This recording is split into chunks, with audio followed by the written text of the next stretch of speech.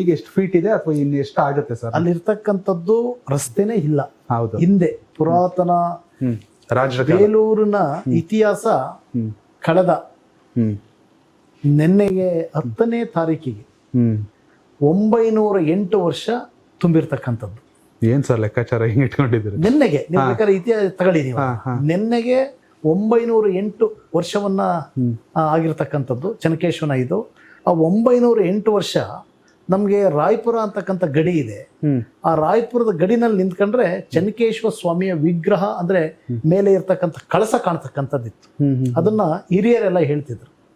ಆದ್ರೆ ಆ ರಸ್ತೆ ಇಲ್ಲ. ಇವಾಗ 73 NH 73 ಅದ ಕಿರಿದಾಗಿದೆ. ರಸ್ತೆ ವೈಡನಿಂಗ್ ಮಾಡೋದಕ್ಕೆ ಅವಕಾಶಗಳು ತುಂಬಾ ಕಡಿಮೆ ಇದೆ. ಹಾಗಾಗಿ ಈ ರಸ್ತೆ ಬೇಕು ಅಂತಕ್ಕಂಥದ್ದು ಜನರ ನಿರೀಕ್ಷೆ. ಇವತ್ತು ಆ ನಿರೀಕ್ಷೆಗೆ ತಕ್ಕಂತೆ ಮಾನ್ಯ ಲೋಕೋಪಯೋಗಿ ಸಚಿವರು ಸತೀಶ್ ಜಾರಕಿಹೊಳಿ ಅವರು ವಿಶೇಷವಾಗಿ ಬೇಲೂರಿನ ಬಗ್ಗೆ ಗಮನವನ್ನು ಕೊಟ್ಟು ನನ್ನ ಮನವಿಯನ್ನು ಸ್ವೀಕಾರ ಮಾಡಿ ಇವತ್ತು 35 ಕೋಟಿ ಅನುದಾನವನ್ನು ಕೊಟ್ಟಿರ್ತಕ್ಕಂಥದ್ದು ಇಡೀ ಬೇಲೂರು ಜನತೆ ಹರ್ಷದಲ್ಲಿ ಇವತ್ತಿದ್ದಾರೆ. ಯಾಕೆಂದ್ರೆ ಆ ರಸ್ತೆ ಬೇಕು. ಅದು